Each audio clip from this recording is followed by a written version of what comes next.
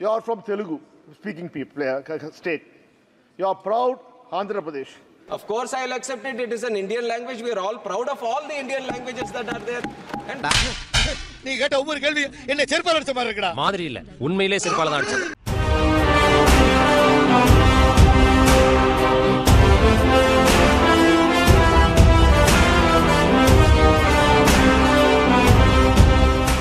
Sir, I'm very happy. Okay, the young minister is now not here, sir, but we're very happy the young dynamic minister has been making a lot of effort and trying to improve the civil union minister. Okay, young also, minister of state also. Sir, I would like to ask, sir, when I read that, they are saying that they are going to set standards for manufacture. Yes, sir, the young minister is here. They're going to set standards for manufacturing. One wonders, in India, which part of India are we making civil aircrafts? Sir, right now, this act of 1994 is now being renamed in Hindi or Sanskrit. I do not know. I only request the honorable young minister, sir, you are from Telugu speaking people, state. You are proud Andhra Pradesh. Sir, you should have fought and used your might with the BJP and you should have named the act in Telugu. We would have all appreciated it and welcomed it. Because Hindi is not the national language. Hindi is one of the languages, and one thing is and India is proud to have so many languages. All languages are national languages. All, okay, yes, sir. All. So I would say we would have appreciated it, sir. You being a young and dynamic minister should have fought and made it named in Telugu. Because, in fact, see, constitutionally we are supposed to name it in English. certainly there has been some discussion on the naming of the bill also. Bharatiya Vaayuyan Videyak. I don't see what the problem is, sir. I have calculated how many words are there in the Act. 11,643 words are there in the entire Act. Out of 11,643 words, only 3 words are in this Bharatiya Vaayuyan Videyak. The rest of the text is completely in English. So there is no way how people feel that we are imposing certain thing. And in fact, when you are bringing these 3 words also, everyone should feel happy. I was hearing someone saying that you come from Telugu land and you are accepting this. Of course, I'll accept it. It is an Indian language. We are all proud of all the Indian languages that are there. And Bharatiya Vaayuyan Videyak. In Telugu also, Bharatiya is Bharatiya only, sir. In Telugu, Vayu is also Vayu only, sir. So I treat this as a Telugu name also. And I treat it as a Sanskrit name also. I treat it as any other Indian language. So just by bringing the name of this act, I feel that everyone should feel proud of this and not oppose the naming of the act, sir. That is one point that I wanted to ensure this. And other than this, one of the important issues that have also been raised during the speeches, one was the airfares issue, sir. And it has been constantly coming up. Let it be 0 hour, let it be private members, or let it be question hour. And through the bill also, many members have raised this. And in fact, I've already mentioned this after taking charge as the minister also, sir, that one of my top priorities would be to make the airfares affordable and accessible to the common man of this country. Because there should be some mechanism for flexibility. I'll get into it.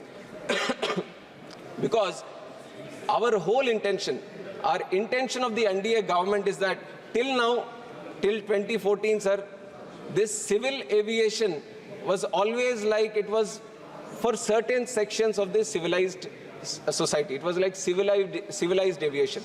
But once Honorable Prime Minister took charge, once Narendra Modi ji has taken charge, civil aviation was considered as civilian aviation, sir, and that is what our commitment is even today also. And to make it civilian aviation, this is a very important point which the ministry is also taking very seriously. But I would also like to tell the House that we have to understand the dynamics around the airfares also. It is not just the airlines saying that, Aksha, tomorrow I'll just put this air price at so-and-so price. There is a certain mechanism. There are lot of other factors which are included in the airfares, like the ATF, sir, the fuel cost, the airport security fee, user development fee, landing charges, and lot of these factors, and taking into account the market demand also, and especially when some vacations are there or some special events are happening. So there are a lot of dynamic factors which get included in deciding the fare of this thing. And also yesterday when a lot of people were speaking, they were also mentioning that how certain carriers have gone out of system also. Some important airlines like Jet Airways and other Deccan Airways and some important airways which were very optimistic in the area of civil aviation, they've all exited the aviation market, sir. So we have to create a balance. Now, if you see, we create so much pressure on the airlines that they totally are not in a situation to run, then we don't have any planes to run only. So we have to create a balance, and that is the balanced approach that the ministry is also looking at. Where there is a balanced approach, the airlines also shouldn't misuse or take advantage of the position of the passenger. And also at the same time, we are creating a level playing field so that the airlines also operate at a certain stage in the country.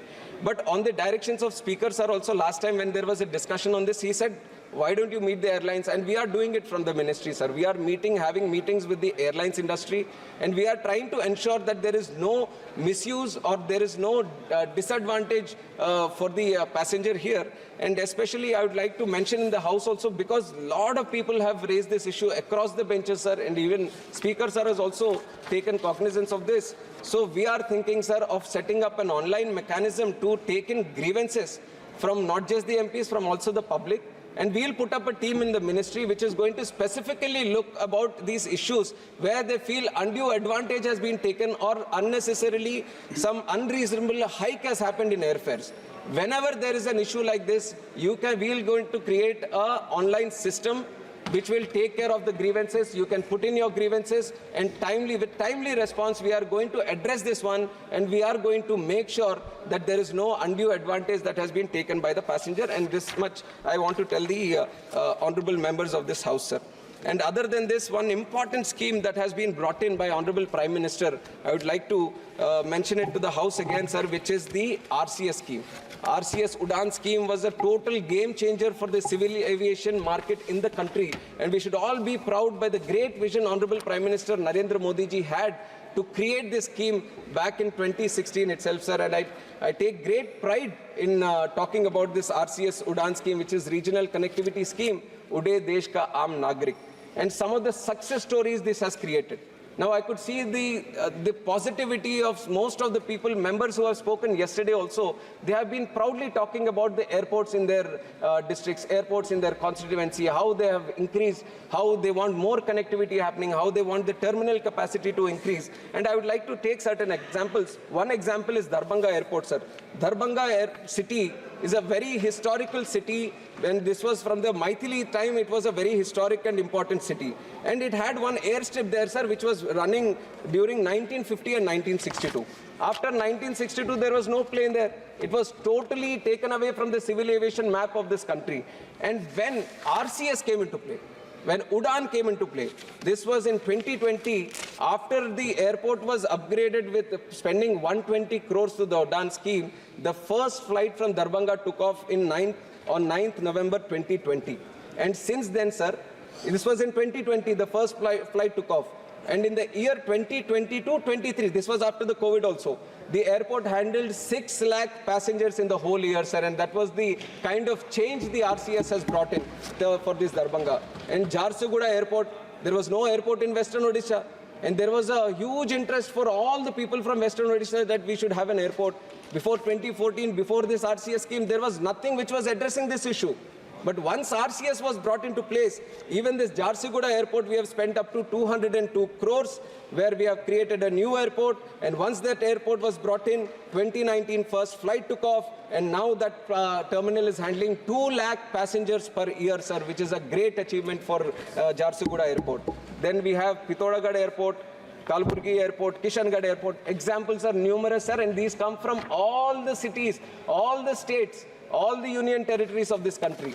So this was the grand vision that Narendra Modi ji had, where we are going to take up those remote areas where there is a lot of demand for people to travel through airplanes. So that was when this RCS was promulgated and it was brought into effect. And we are running at the tune of more than 500 routes have started under RCS, sir. And more than 1.4 crore people of this country have traveled through this RCS routes. And that is something which we all should be proud of, sir. And